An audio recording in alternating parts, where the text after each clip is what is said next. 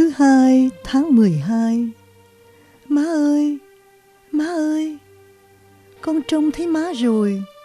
Nhất định là má đứng ở cổng trường, nhìn vào trong sân lúc giờ ra chơi. Má mặc quần đen, áo đen, má xách cái ví màu đỏ. Con đang nhảy dây ở gốc cây bàng. Con trông thấy má, con chạy ra hét ầm ĩ: má ơi, má! Nhưng làm sao má lại chạy? Làm sao má không ở lại với con? Con khóc đấy, con giận má đấy. Con leo lên hàng rào, con nhìn thấy rõ mắt đội nón viền chỉ xanh đang đi vội vã sang bên kia đường.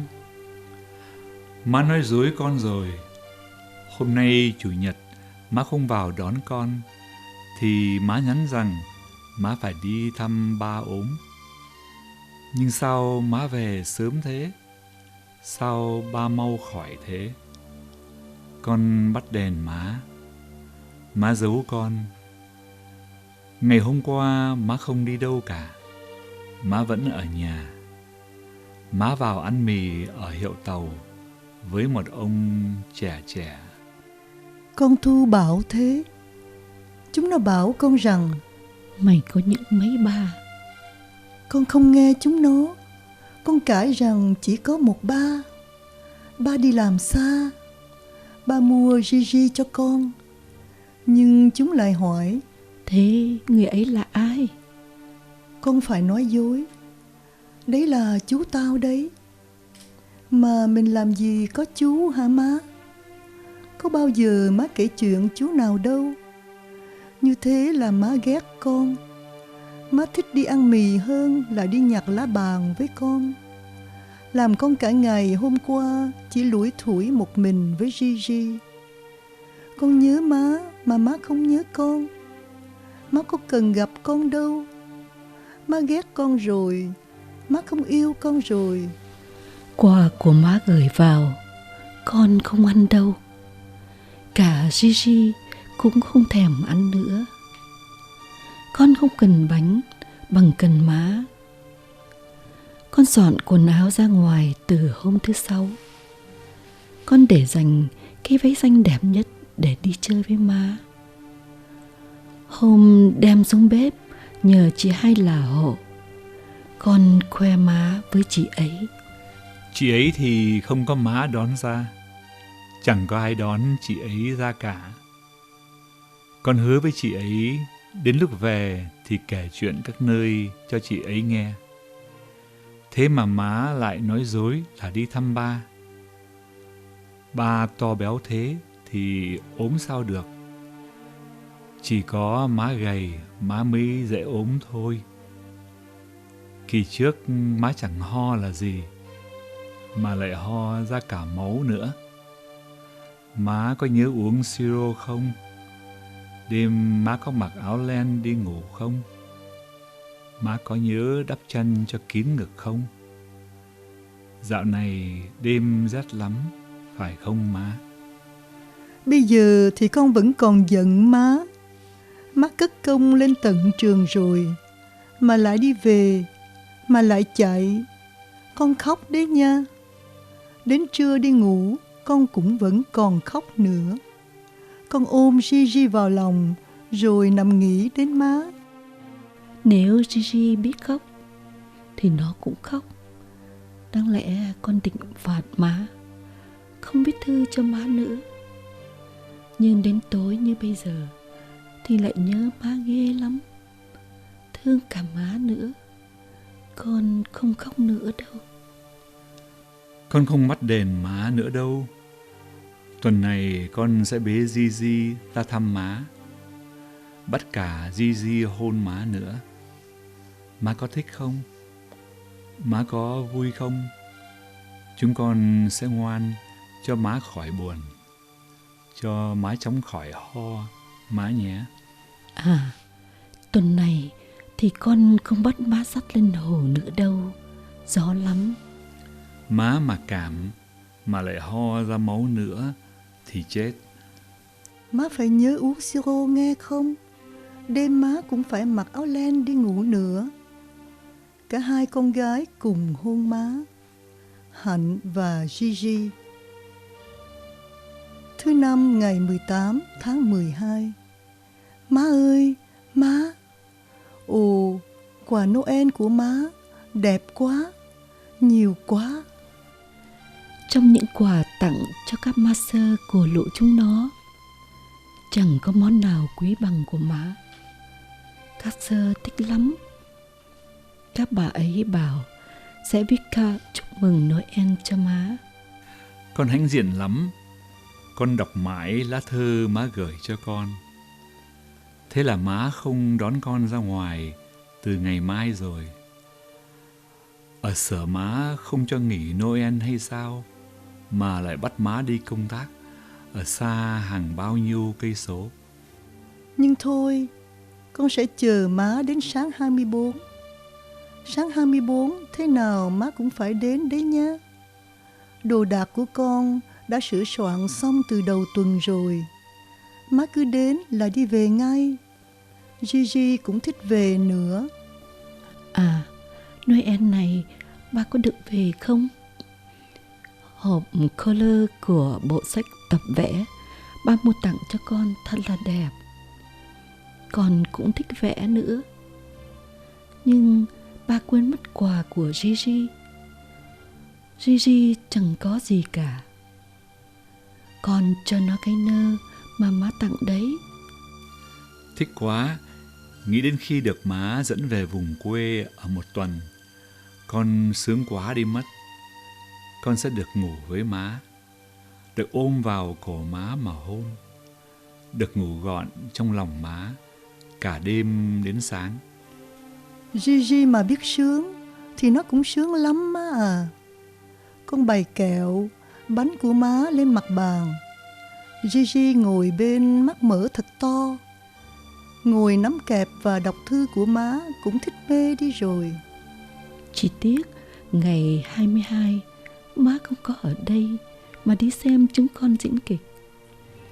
Con nhảy múa này phải đơn ca, đồng ca những bản nhạc nữa. Bây giờ con không xấu hổ nữa đâu. Các sư bằng lòng lắm. Bà Cecil hứa Tết Tây ra thì cho con vào ban đồng ca ở nhà thờ lớn má ạ. Ba mà về con hát cho ba nghe thì ba cũng thích. Má ạ, mỗi đứa chúng con phải viết chúc tụng Noel cho một master. Con chép cho má xem bài của con gái má nhé. Master Felicite, nhân dịp lễ Chúa Giáng sinh năm nay, con kính mừng Master bằng tất cả lòng của con. Trong ảnh Noel mà hàng năm Master vẫn thường cho chúng con, thì ở trên mái nhà thờ và những căn nhà bé xíu có tuyết, cái chuông mà nhà thờ vẫn rung ở bên Pháp vào dịp Noel là chỗ đậu của mấy con chim. Chúng nó hót mừng Noel, mừng Đức Chúa Trời Giáng sinh ở trong hang Bethlehem. Trên đỉnh nhà thờ, con trông thấy cả những vì sao sáng, sáng hơn cả những ánh sáng màu vàng chiếu từ những khung kính của nhiều nhà. Chắc đêm Noel họ đang quây quần vui vẻ ở trong ấy. Nhà thờ lớn ở Hà Nội đây không có tuyết, và đêm Noel thường thường cũng không có sao mọc. Nhưng những ngọn đèn trăng từ nóc xuống tượng Đức Bà cũng đẹp và vui. Nhất là lòng chúng con lại càng rộn ràng khi có những hồi chuông rung từ khi trời còn sáng cho đến lúc lễ Misa. Đêm Réveillon, con không nghe thấy tiếng hót của những con chim, nhưng có nhiều tiếng hát. Ánh sáng của những ngọn nến trắng chiếu lên trên những cái áo trắng, trên đầu có vòng hoa trắng. Tất cả xếp hàng dưới chân tượng Chúa. Chúng con sung sướng nhìn các cha, các sơ, mà các người cũng nhìn chúng con bằng đôi mắt đen và hiền từ. Chúng con muốn quỳ xuống chân tượng Chúa, xin ơn trên ban cho Master phước lành Vì Master là người nghĩ đến Chúa mà quên mình nghĩ đến kẻ khác. Master cũng vì chúng con mà dạy dỗ chúng con trên đường đến với Chúa. Master dọn mình cho chúng con gần Chúa. Chúng con nguyện xin vâng lời và biết ơn. Xin Chúa phù hộ cho Master đời đời. Thứ hai, ngày 5 tháng Giêng. Má ơi, má làm nghề điếm phải không má? Chú con Hằng nói chuyện với nó thế. Con hỏi điếm là gì thì nó cũng không biết, vì chú nó chỉ nói thế thôi. Có thật không má? Sở điếm của má có to không? Má làm chức gì ở trong ấy? Mà sở điếm thì buôn bán gì hả má?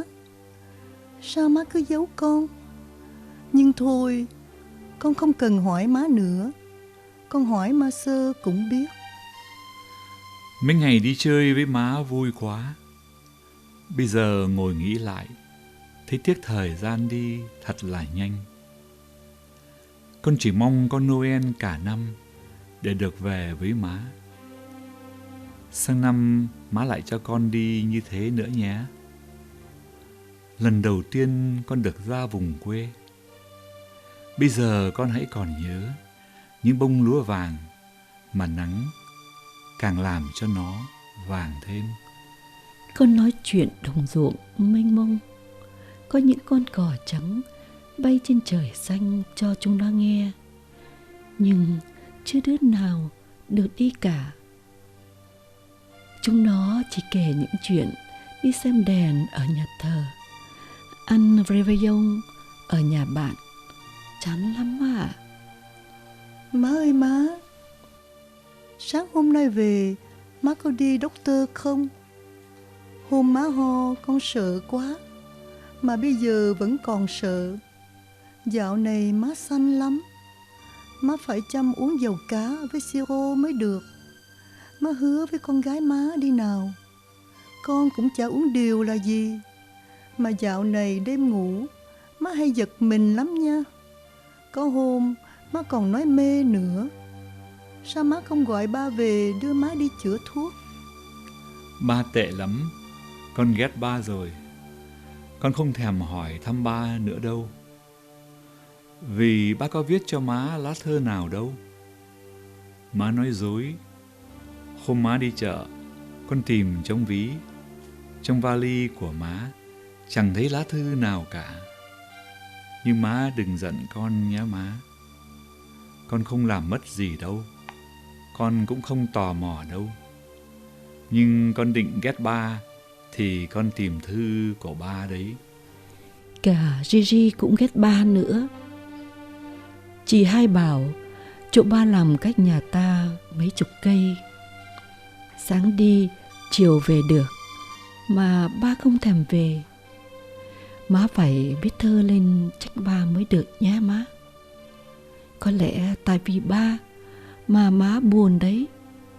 Má cười không vui nữa. Mà những lúc không nhìn con thì mặt má cứ rầu rầu. Con biết má ạ. Nhưng con chỉ thương má thôi. Nếu má thấy nhớ con thì má cứ đến trường đón con ra. Con bỏ học về với má một hôm cũng được.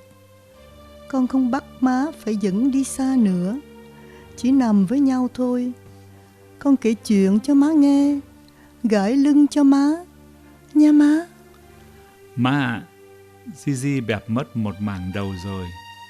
Vì đêm nằm con đè lên nó. Chắc là nó khóc. Tiếng nó ghê lắm má nhỉ. Con vội vàng đem nó đến Dr. Hương. Là con Hương ấy. Này nhé, Gigi có con là chị này. Có con Hằng là master này. Có con Thúy là chị hai thổi cơm cho nó này. Lại còn con Hương là doctor nữa. Hôm nó bị bẹp đầu, ai cũng đến hỏi thăm. Rồi tất cả đem cáng nó xuống bếp tìm chị hai thật, để xin chị ấy bắt nước sôi. Chúng con nhúng đầu nó vào đấy, nhưng nó không khỏi. Con Tu bảo nó chết rồi. Định bàn đem nó ra chôn ở vườn, nhưng đời nào con nghe, Gigi không đau mấy đâu. Để nó ngồi, mắt nó vẫn mở, mồm nó vẫn cười. Bao giờ thì nó cũng cười má nhỉ. Bây giờ thì Gigi phải nằm ở bệnh viện nhà con Hương. Hương bắt nó phải dưỡng bệnh những 1 tuần. Đêm Hương ôm nó ngủ, thỉnh thoảng lại cặp sốt cho nó. Thế mà con cũng phải tốn về nó 15 cái bon bon tiền chữa chạy rồi má à. Kỳ sau má đến, con sẽ bế cả nó về cho má hỏi thăm nó. Yêu má, nhớ má, hôn má thật nhiều. Hạnh và Gigi. Thứ Tư ngày 14 tháng Giêng. Má yêu quý, tuần vừa rồi vì bận má không vào, nên chị Hai xin phép master dẫn con đi lễ nhà thờ. Đến 9 giờ thì hai chị em vào ăn bánh cuốn. Bánh cuốn nóng ngon lắm má ạ. Kỳ sau mình đừng đi ăn phở nữa. Con dẫn má đến đấy cho má ăn thử mà xem. Con định dẫn chị Hai về thăm nhà cho chị ấy biết, nhưng sợ má giận, con lại thôi. Con vẫn nhớ lời má dặn rằng nếu má không đến đón thì không được tự tiện về nhà. Đi ở ngoài phố, con chỉ toàn nghĩ đến má và kể chuyện về má. Không biết vào giờ ấy má làm gì, đi đâu. Sao giờ của má lắm việc thế? Chủ nhật cũng bắt người ta làm việc.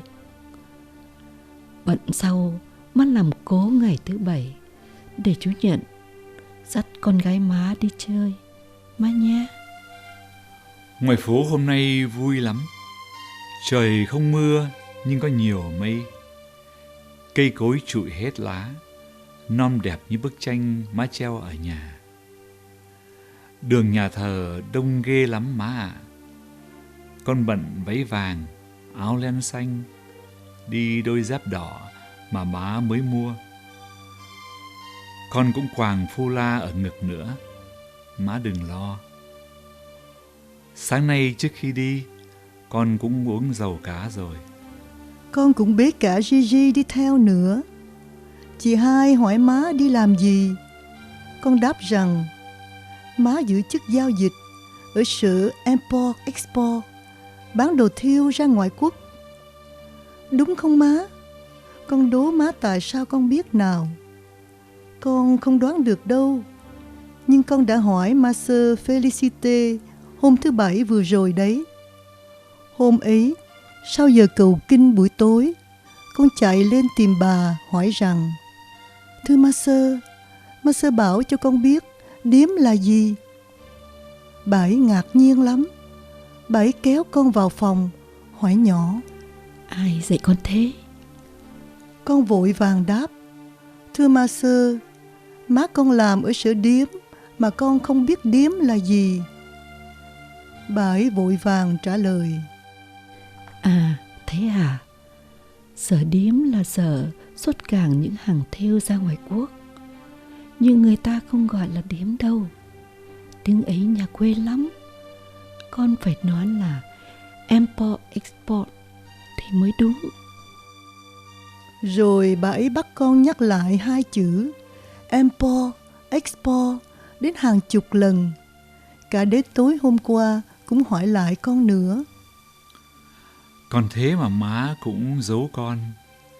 Sau này nếu con lớn lên, con cũng làm điếm như má. Cũng cho Gigi đi học như má đã cho con đi học. Khi ấy thì con kiếm được tiền rồi, má không phải vất vả nữa. Má chỉ ở nhà đọc sách thôi.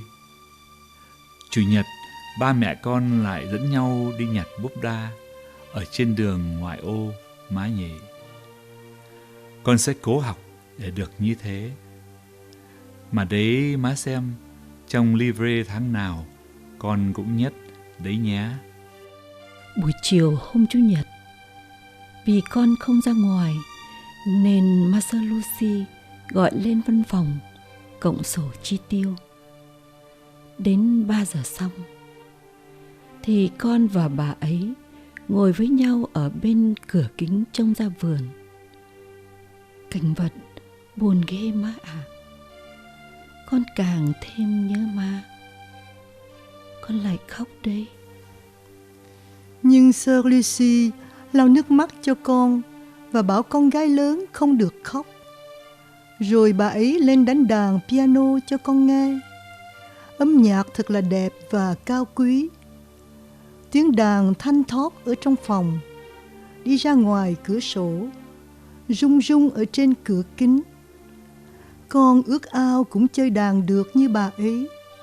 Con sẽ đánh cho má và Gigi nghe vào những hôm buồn như thế này, hoặc những đêm trời có trăng sáng. Má sẽ hát má nha. Má hát bài Ce n'est qu'un au revoir mọi khi. Còn Gigi thì ngồi ở bên cạnh bản nhạc. Nó chỉ được nghe và vỗ tay thôi. Tối thứ hai, con định viết thư cho má, nhưng bị hỏng điện, nên tất cả phải đi ngủ sớm. Con nằm mơ thấy má bận áo quần trắng, trắng toát, đầu đeo vòng hoa trắng, đi thướt tha ở trên đỉnh ngọn đồi có nhiều cỏ xanh. Phía đằng xa là một cái gác chuông nhà thờ, có những thằng bé đang đứng rung chuông. Rồi một lát má vẫy chúng nó cười với má, rồi lê qua cửa sổ nhà thờ mà chạy về phía má.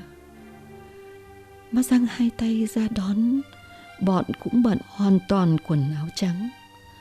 Rồi chúng nó hợp thành một đoàn, vừa đi vừa hát. Má đánh piano cho chúng nó theo nhịp. Má không đi về phía trường con, mà lại đi ra đằng xa. Con và Gigi gọi theo. Cả hai chị em ngồi lủng lẳng ở trên cành cây bàng rụng lá trong sân trường. Chưa lần nào chúng con trèo cao đến như thế. Tỉnh dậy con khóc mãi. Má đừng bỏ con và Gigi nha má. Nay mai con học đàn rồi cũng đánh đàn cho má nghe. Chúng con cũng yêu má nhất ở trên đời. Cắn má một cái.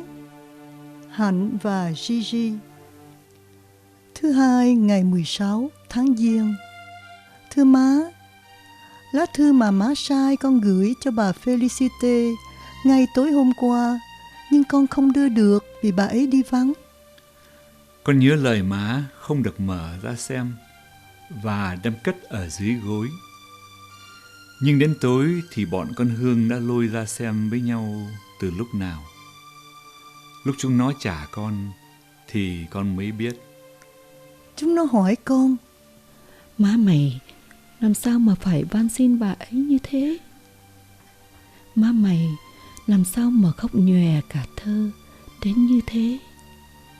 Con chỉ biết khóc mà không biết trả lời thế nào.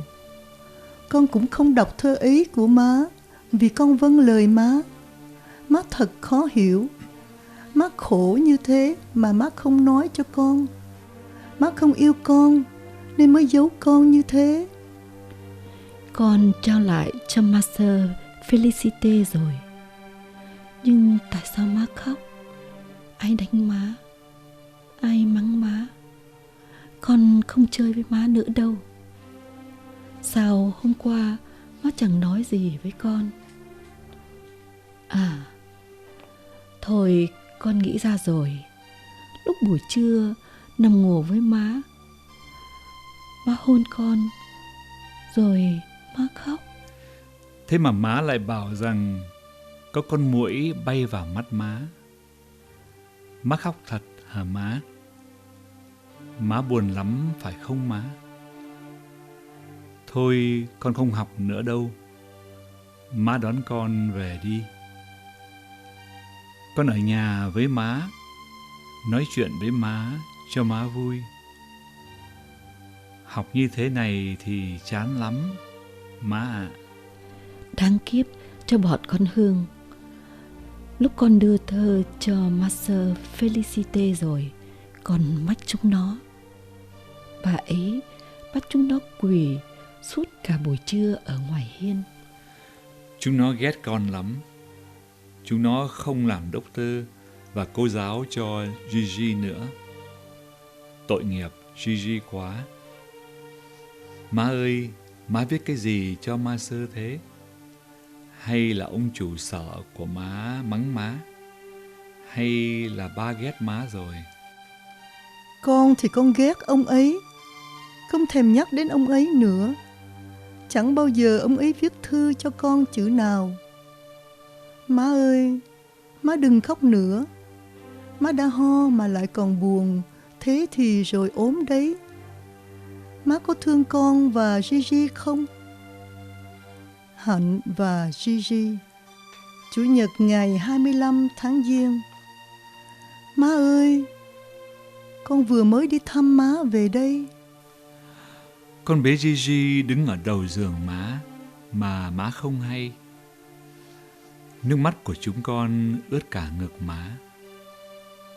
Mặt má xanh như tàu lá. Áo má hãy còn nhiều giọt máu. Môi má mím chặt.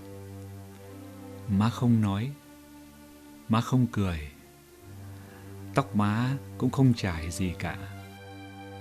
Má ngất đi nên má không biết có chúng con. Con mặc váy vàng, sơ mi trắng. Gigi bận áo choàng màu xanh. Hai chị em ngồi bên cạnh má, nắm lấy tay má.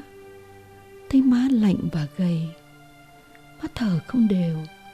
Cổ má khò khè như mắc một đồng xu. Chân má quay về phía cửa kính. Má không nhìn ra ngoài cửa kính. Trời hôm nay bớt rét nhưng có nhiều mây. Cây bàn ở cạnh cửa sổ rụng hết lá rồi. Sao má không dậy để con hát cho má nghe, để cho Gigi hỏi thăm má? Mỗi lần mấy mẹ con gặp nhau thì má giang hai tay ra, ôm lưng con gái, cho con gái hôn vào cổ thơm thơm của má. Lần này không, má không nói gì cả. Má không mở mắt. Má ngủ từ bao giờ? Má đi nằm từ lúc nào? Ai mang má vào nhà thương này hả má? Cái ví của má người ta vẫn để ở đầu giường. Có những lá thơ của con và Gigi, nhưng không có một lá thơ nào của ba cả. Ba không đến thăm má. Bây giờ bên cạnh má chỉ có bà Felicite, một người nữ khán hộ, con và Gigi. Người nữ khán hộ bảo má nôn ra máu ở ngoài đường, rồi bà bạn của má mang má vào đây. Đấy, tại má không uống siro nên má mới bị như thế. Tối má cũng không mặc áo ấm. Má lại hay đi về đêm. Lần này má bỏ sở của má mà đi làm chỗ khác đi. Má giỏi như thế thì thiếu gì chỗ má làm được nhàn hơn. Buổi sáng hôm nay con chờ nhưng má không đến. Con ôm Gigi đứng khóc ở gốc cây bàng. Bọn con Hương thì theo bố mẹ chúng nó về từ lúc 7 giờ. Mãi đến gần 8 giờ thì ma sư mới cho gọi con lên phòng. Ở đấy có bà bạn của má mặc áo màu nâu. Bà ấy xin dẫn con đi thăm má. Nhưng bà Felicite dắt con đi. Nếu không có ai đứng ở đây thì con đã đánh thức má, cho Gigi chào má. Nhưng không ai cho làm thế cả. Có phải cả đêm hôm qua má khóc không? Khóc ghê lắm phải không? Má không giấu con được nữa đâu. Những lá thư của con chẳng có cái nào không nhòe nước mắt cả. Nếu con biết má khóc vì thư của con như thế, thì con không viết cho má nữa. Má ơi, chắc lúc này thì má đã tỉnh rồi. Nhưng con gái má không còn đấy nữa. Con gái má đang viết thư cho má đây. Đáng lẽ con đòi ở lại với má để kéo chân cho má, đóng cửa cho má, rót nước và pha sữa cho má uống. Nhưng bà Felicite không cho con ở lại. Bà ấy bảo phải để má nằm tĩnh dưỡng. Con khóc mà thương má. Gigi mà khóc được thì nó cũng khóc. Nó ngồi ở cạnh gối của má. Đầu nó bẹp, nhưng nó cũng biết là má ốm. Con kéo cái tay nó lại gần má để cho nó được sờ vào trán má, mắt má, môi má. Con cũng hôn vào môi má mà má không hay. Má ngủ say quá. Má mệt lắm phải không? Hôm qua má đi đâu mà lại bị như thế? Má có thương con không? Má có giận con không? Con hứa là từ nay không bắt đèn má, không ghét má gì nữa. Má chịu khó uống thuốc để cho chóng khỏi. Rồi má lại dẫn con và Gigi đi chơi. Chúng mình lại xuống ngồi ở trên cỏ, xem thuyền buồm màu trắng đi ở trên hồ. Chúng mình lại đi xem người ta câu cá ở chùa Trấn Quốc. Buổi sáng Chủ nhật, con sẽ làm cơm cho má ăn. Con biết thổi cơm rồi. Con nhất định lần này thì cơm không khê nữa đâu má. Con sẽ đi chợ với má, mua thịt bò về làm beef steak và chiên với khoai tây. Gigi sẽ lại ngồi ở trên cái hộp sữa cạnh bàn để xem con với má ăn cơm. Nếu má có mệt thì con bón cho má. Má chỉ việc ngồi há to mồm ra thôi, nha má. Buổi sáng con ngồi ở bên má 15 phút, thì ma sơ bắt đi về. Con đứng ở bên cạnh cái thành giường bằng đồng. Gigi thì đứng giơ tay ở trên cái nệm trắng. Cả hai đứa cùng nhìn má một lần nữa. Hơi thở của má vẫn khò khè. Má vẫn không cười và chào chúng con như lần trước. Má không hôn lên mắt con và lên mái tóc của Gigi, nhưng con thì vẫn hôn má. Con hít mãi cái cổ có mùi dầu cù là của má. Lúc con hôn má, con khóc lúc nào mà không biết. Nước mắt của con lại dò xuống mặt má. Nếu má liếm môi mà thấy mặn mặn thì đúng là nước mắt của con đấy má. Bà Felicite lấy khăn lau nước mắt cho con. Một tay bà ấy bế Gigi, một tay bà ấy dắt con đi ở trên dãy hành lang xuống bệnh viện. Những cái cửa sổ mở rộng, trong cái vườn có cây và sân sỏi. Ở dưới ấy có nhiều người mặc quần áo trắng, khiêng những cái băng ca, trên đặt người ốm. Con quay trở lại, định nhìn má một lần nữa, nhưng cánh cửa phòng đã khép kín. Má nằm một mình ở bên trong, không có con và không có Gigi. Nghĩ đến sự buồn của má, con lại đòi ở lại. Nhưng bà Felicite không cho. Bà ấy hứa với con rằng mai kia thì má khỏi. Má lại về căn buồng hẹp, có những khung kính vỡ của má. Thật thế đấy má nha. Má phải về để Chủ nhật mấy mẹ con lại nằm với nhau ở trong chăn. Con lại kể chuyện học đàn cho má nghe và gãi lưng cho má. Má cứ chịu khó uống thuốc đi. Và đừng khóc nữa nha má. Hôn má. Hạnh và Gigi. Thứ 6 ngày 6 tháng 2. Má ơi má, sao má không cho con ở gần bên má? Sao má lại bắt con ở trong cái nhà này? Con không yêu bà bạn của má.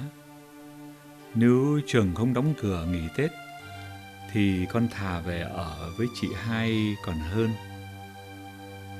Bác Tuyết kê cho con một cái ghế vải ở cạnh bàn ăn cơm.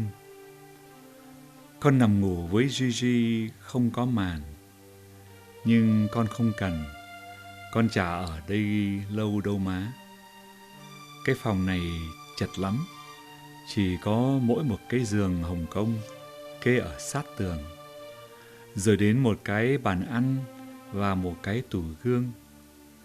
Giường của con thì chỉ lúc ngủ mới kê ra thôi.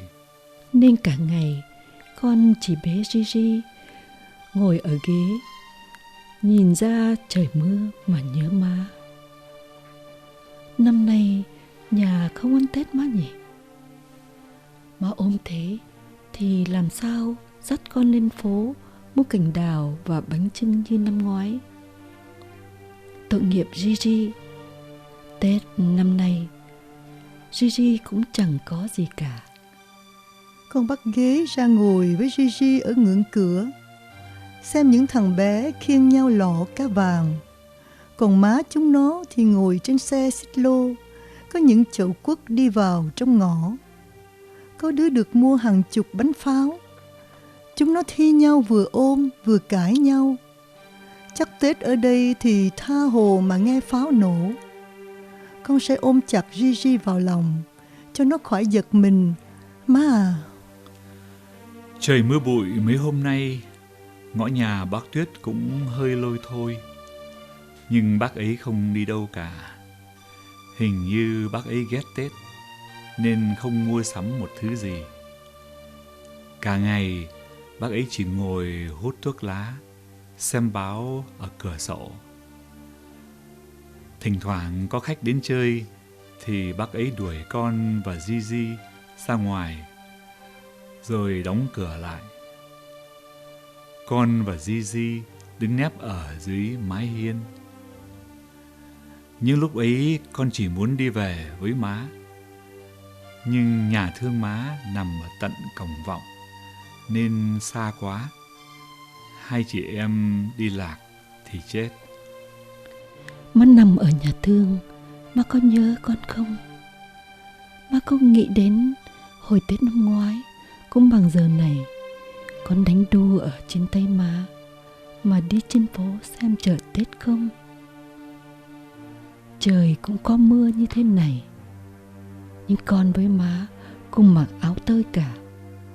Má mua cam, mua táo này, cả hạt dưa và mứt nữa. Tay má ôm những gói hàng, còn con thì cầm cành đào mà má mua của cái bà cụ già toét mắt đó má. Trước khi về, má còn dẫn con đi xem hoa cúc nở ở dãy hàng hoa nữa. Cúc vàng như áo của má. Năm nay thì chẳng có gì cả. Tại má ho nên mất cả vui. Ông khách của bác Tuyết ở chơi lâu quá nên mỏi chân. Hai chị em ra ngồi ở đầu thềm. Con kể cả chuyện Tết cho Gigi nghe. Gigi mới đẻ ở bên Tây về nên Gigi không biết Tết thế nào cả. Mọi khi Tết chỉ có má với chị thôi. Mùng 1 Tết, má mặc áo nhung lam, đeo kiềng vàng. Còn chị thì không mặc váy xấu xí thế này đâu. Chị mặc quần dài lụa trắng, áo nhung đỏ. Chị cũng đánh môi son như má. Má còn tết nơ hình con bướm trên đầu nữa. Bao giờ mình ăn Tết thì chị may cho Gigi quần áo đẹp như thế. Mà cấm mày đã dầm cơ. Mặc quần thì nó vướng hơn là mặc váy. Sáng mùng 1, má sẽ mừng tuổi cho cả hai đứa. Gigi 1 đồng, Chỉ 2 đồng. Phải để dành nghe không? Nếu đi ăn kẹo nhảm thì đau bụng đấy. Mà nhà thì thiếu gì kẹo. Kẹo này, mứt này, hạt dưa này. Bụng Gigi bé thế này thì chỉ ăn một viên mứt trứng chim cũng đủ no rồi. Má ạ, hay chị em ngồi kể chuyện với nhau cho đến khi trời sẩm tối. Ông khách đã ra về, còn bác Tuyết đi tắm ở đằng sau. Con trở vào viết thơ cho má đến bây giờ đây. Hôm nay con với Gigi bỏ cơm trưa má ạ. Người con như gây sốt. Từ sáng chỉ ăn có một bát xôi mà vẫn thấy no. Nếu má ở nhà thì má nấu cháo cho con. Cháo mà có lẫn thịt lợn bằm mấy má nhỉ. Nhưng thôi, con cũng chả đói lắm đâu má ạ. Bây giờ giá có ai bảo con ước gì thì con chỉ ước được vào thăm má thôi. Suốt mấy ngày hôm nay đều buồn quá. Con tưởng như là ở trên đời này chỉ có mỗi mình con và Gigi. Chị hai về quê ăn Tết và Felicite cũng đóng cửa trường. Má nằm một mình má ở trong nhà thương. Có mỗi một bác Tuyết thì con lại ghét bác ấy. Những lúc buồn, chỉ biết ra ngồi nhìn trời mưa, xem những cái bong bóng nổi ở chân thềm. Hôm nay là ngày 28 Tết rồi đó má. Má chống khỏi đi, để về với con nghe má. Hạnh và Gigi.